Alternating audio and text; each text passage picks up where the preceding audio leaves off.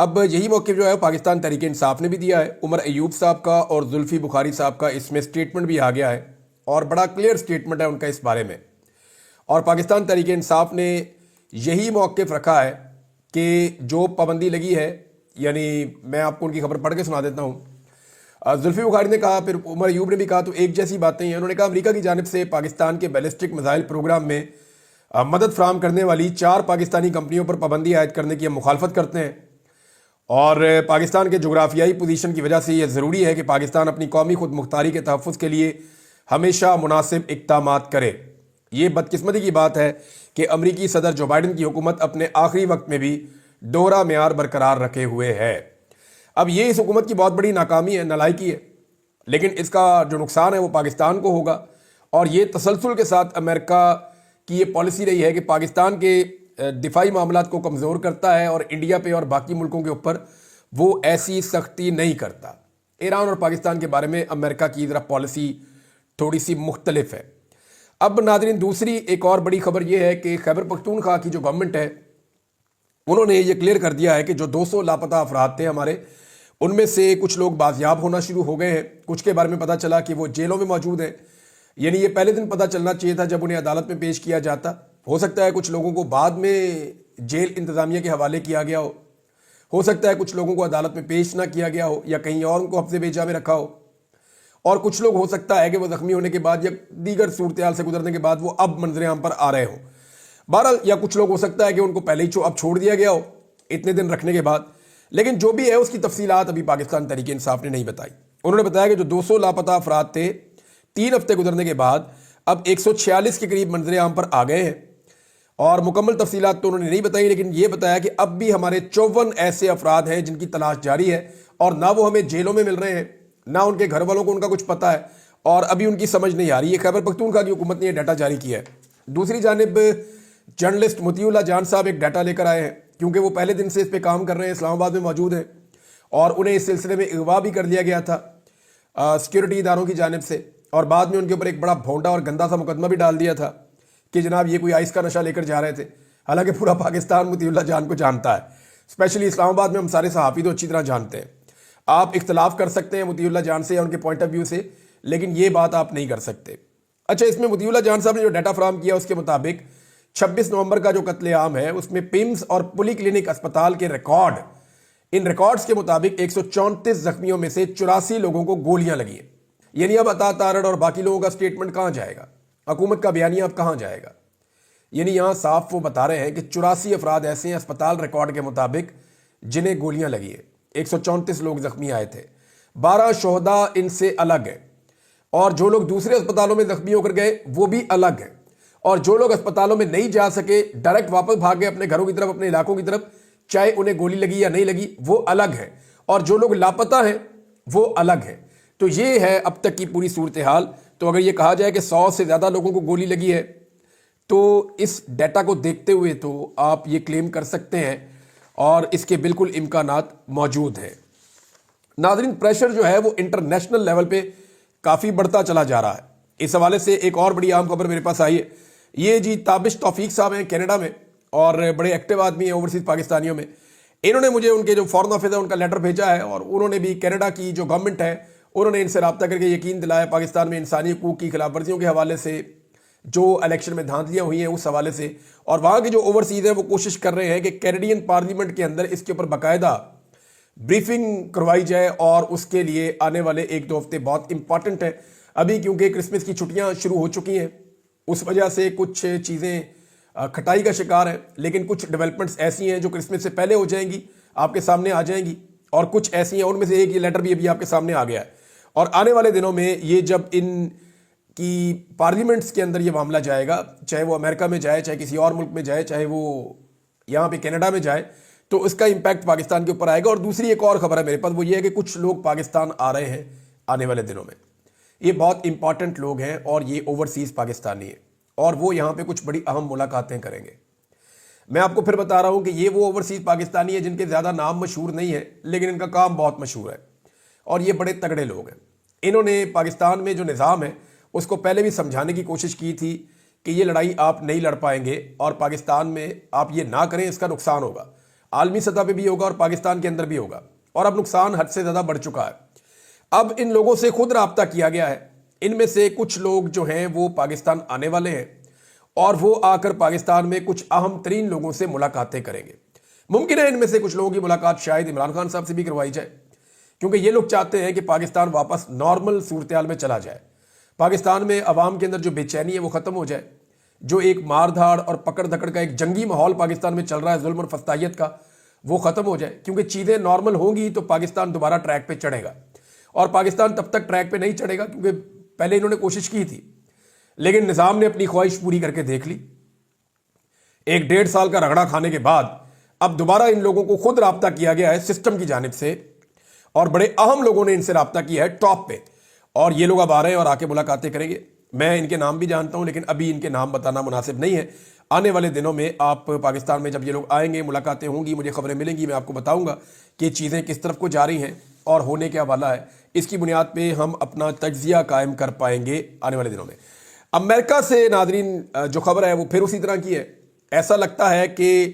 Richard کو اب مزہ آنا شروع ہو گیا ہے، اسے اس بات کی سمجھ آ گئی ہے کہ وہ انہیں چڑھا رہا ہے اور وہ شاید سچویشن کو انجوائے کر رہا ہے۔ دیکھیں، میں نے کچھ جو رچرڈ کو بہت قریب سے جاننے والے لوگ ہیں ان سے میں نے پوچھا، میں نے کہا جی یہ کیوں پیچھے پڑ گیا ہے؟ کیونکہ ابھی اس نے عمران خان صاحب کی ٹویٹ جو میں نے آپ کو پچھلے ویلاگ میں پڑھ کے سنایا، ان کا پورا سٹیٹمنٹ 26 نومبر کے حوالے سے، 9 مئی کے حوالے سے، الیکشن میں دھاندلی کے حوالے سے، عدلیہ کے حوالے سے، میڈیا کے حوالے سے، انہوں نے بڑی ڈیٹیل سٹیٹمنٹ دی ہے عمران خان صاحب نے، اور میں حیران ہو رہا تھا کہ ایک قیدی جس کا فیصلہ محفوظ کیا گیا ہے وہ اتنا اپنی پچ سے باہر نکل کے کیسے کھیل سکتا ہے؟ یعنی اگر میں کرکٹ کی زبان میں بولوں تو وکٹ بھی خراب ہے، کرکٹ کی زبان میں بولوں تو بال بھی 1.5 فٹ سوئنگ ہو رہا ہے، اور شین وارن جیسا لیگ سپنر لگا ہوا ہے، اور کپتان جو ہے وہ پھر بھی باہر نکل کے مار رہا ہے۔ تو یہ اس وقت آپ کو سمجھ نہیں آتی جب آؤٹ ہونے کا بہت زیادہ خطرہ ہو۔ تو عمران خان صاحب وہ خطرہ اٹھا رہے ہیں اور رسک لے رہے ہیں۔ ایسا لگتا ہے کہ انہوں نے اپنی کشتیاں جلائی ہوئی ہیں۔ اب اس کو جو وہ ٹویٹ تھا جو بڑا سخت ٹویٹ تھا، اس کو رچرڈ نے جو ہے وہ ری ٹویٹ کر دیا، اور اس کے علاوہ اس نے ایک اور ٹویٹ کیا اور اس نے حیرت کا اظہار کیا، اور اس نے کہا کہ دیکھیں 10 ملین اس کے ویوز ہوئے، ایسا کبھی نہیں ہوا، اور اس کو اس بات کا آئیڈیا ہو رہا ہے کہ جو موقف میں لے رہا ہوں پاکستانی پورے کے پورے اس کے ساتھ کھڑے ہیں، اور 10 ملین ویوز بلا وجہ اسے نہیں ملے ہیں رچرڈ کو۔ تو رچرڈ جو ہے وہ اب مجھے لگتا ہے اس کو مزہ آنا شروع ہو گیا، اسے سمجھ آ گئی ہے کہ سارے چور ڈاکو اکٹھے ہو گئے، انہوں نے رجیم چینج آپریشن تو کر لیا ہے لیکن عوام کے اندر ان کی مقبولیت کوئی نہیں ہے، اور عوام کے اندر جو مقبول لیڈر ہے وہ جیل کے اندر ہے، اور ویسے بھی امریکہ میں جو اب حکومت بن رہی ہے وہ امریکن ڈیپ سٹیٹ کے خلاف بن رہی ہے۔ امریکہ کے اندر جو حکومتیں رجیم چینج کرنے والا سارا جو نظام ہے اس کے خلاف امریکہ میں بڑے لمبے عرصے کے بعد، یا میں نے تو اپنے پورے کریئر میں پہلی مرتبہ دیکھا ہے کہ کوئی امریکن صدر جو ہے وہ امریکن اسٹیبلشمنٹ کو شکست دے کر اقتدار میں آیا۔ تو اب وہ ویسے ہی اسٹیبلشمنٹ سے نفرت کرتے ہیں، تو چاہے وہ امریکن اسٹیبلشمنٹ ہو چاہے کہیں باہر کی ہو، تو اس کا رد عمل تو پاکستان پہ آئے گا۔ اب اس سے پہلے کہ وہ رد عمل آئے، میرے خیال میں پاکستان میں بڑے اقدامات پاکستان کی مقتدرہ کو لینے پڑیں گے، اور نہ صرف پاکستان کی مقتدرہ کو لینے پڑیں گے، کچھ اور بھی چیزیں اور ڈیولپمنٹس آپ ہوتی ہوئی دیکھیں گے۔ اب ایک ہی رستہ ہے پاکستان کی گورنمنٹ کے پاس کہ امریکہ میں بھی ٹویٹر بند کر دے جا کے، یعنی وہاں تو بند نہیں کر سکتے نا، پاکستان میں تو کوئی بندہ ٹویٹ کرتا ہے اس کو پکڑ کے سارے خاندان سمیت اندر کر دیتے ہیں، بچیوں کو اٹھا کے اندر کر دیا، خواتین کو اٹھا کے اندر کر دیا، لوگوں کو اٹھا کے جیلوں میں ڈال دیا، لوگوں کو اٹھا کے اغوا کر لیا۔ وہ اویس یونس ہے، ایک پولیٹیکل کارکن ہے، سارا پاکستان جانتا ہے کہ وہ پڑھا لکھا انسان ہے، اس کا ایک نظریہ ایک آئیڈیالوجی ہے عمران خان کی، اس کے ساتھ وہ کھڑا ہے، یہ اس کا رائٹ ہے، وہ ادھر کھڑا ہو یا ادھر کھڑا ہو، آپ زبردستی اسے کہیں کھڑا ہونے پر مجبور نہیں کر سکتے۔ ایک پڑھا لکھا سلجھا ہوا نوجوان ہے اور اس نے کبھی بھی اخلاق سے گری ہوئی بات نہیں کی۔ اس بندے کو اٹھا کر غائب کیا ہوا ہے، پچھلے 2 ہفتے سے زیادہ ہو گئے۔ کس جرم میں اس کو اغوا کیا ہوا ہے؟ کیا کیا اس نے ایسا؟ کیا وہ کوئی منشیات سمگلنگ کرتا ہے، یا وہ کوئی دہشت گرد ہے، یا کہیں اس نے بم پھاڑ دیا ہے؟ ابھی احسان اللہ احسان، اس کے بارے میں جو سٹیٹمنٹ آیا میں پڑھ کے حیران ہو گیا۔ یہ ایک ریٹائر بریگیڈیئر ہے محمود شاہ صاحب، انہوں نے سٹیٹمنٹ دیا اور ہلا کر رکھ دیا پورے پاکستان کو، اور مجھے تو بہت شرم آئی ہے سٹیٹمنٹ سننے کے بعد۔ انہوں نے کہا جی احسان اللہ احسان نے سرنڈر کیا ہوا تھا، اور کسی آئی ایس آئی کے کرنل صاحب نے کہا کہ جی مجھے احسان اللہ احسان نے کہا جی کہ مالی مدد بھی دی جائے اور مجھے سیکیورٹی بھی فراہم کی جائے، اور پھر انہوں نے بعد میں بتایا اپنی اسی ویڈیو میں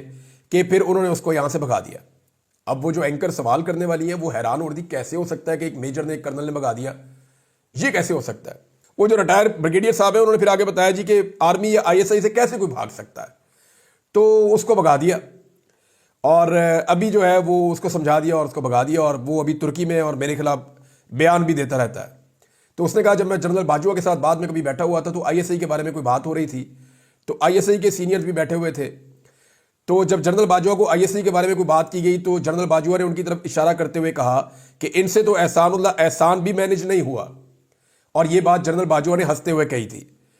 تو وہ ایسا لگتا ہے اس سٹیٹمنٹ سے کہ وہ اپنی شرائط پہ آیا تھا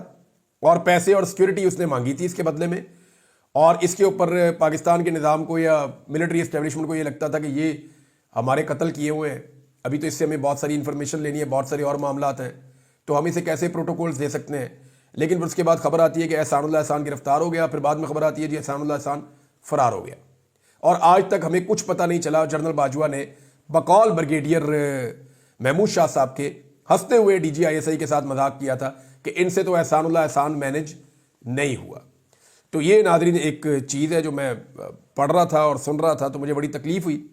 تو میں نے آپ کے ساتھ شیئر کی. اب میں اس کے اوپر اور کیا کہوں, یعنی ایسی چیزیں پڑھنے اور سننے کے بعد زیادہ تکلیف ہوتی ہے کہ جن لوگوں نے پاکستانیوں کو اتنی تکلیف دی ان کے ساتھ جو ہے وہ کس طرح معاملہ کیا گیا اور اس معاملے کا نتیجہ کیا ہے. ناظرین ایک چیز اور ہے, خبر ہے یہ کہ جو پاکستان کا الیکٹرانک میڈیا ہے اس کے کچھ کرتا دھرتا ہے, ایون پرنٹ میڈیا اور الیکٹرانک میڈیا کے, ان کے رابطے ہوئے ہیں بڑی ہائی لیول کے اوپر اسٹیبلشمنٹ کے ساتھ, اور وہاں پہ بڑی ڈیپ ڈسکشن کے نتیجے میں کچھ چیزیں سامنے آئی ہیں. ایک تو انہیں بتایا گیا ہے اسٹیبلشمنٹ کو کہ جناب آپ جب میڈیا کے اوپر اتنا سخت ڈنڈا رکھیں گے اور ہماری رسی کو اتنا ٹائٹ کر دیں گے اور ہم بول نہیں پائیں گے تو ہماری کریڈیبلٹی کم ہو جاتی ہے. تو جب ہماری کریڈیبلٹی کم ہو جاتی ہے تو لوگ سوشل میڈیا پہ شفٹ ہو جاتے ہیں. تو سوشل میڈیا کے اوپر جانے کی ایک بڑی وجہ یہ ہے کہ الیکٹرانک میڈیا کو کس کے باندھ دیا گیا ہے, اس کی وجہ سے سوشل میڈیا زیادہ اوپر گیا ہے. تو سوشل میڈیا کا نیریٹو زیادہ پاپولر بھی ہوا ہے. اگر ہماری رسی اتنی سخت نہ ہو, ہمیں تھوڑی ڈھیل دی جائے, ہمیں اجازت دی جائے کہ ہم کھل کر بات کر سکیں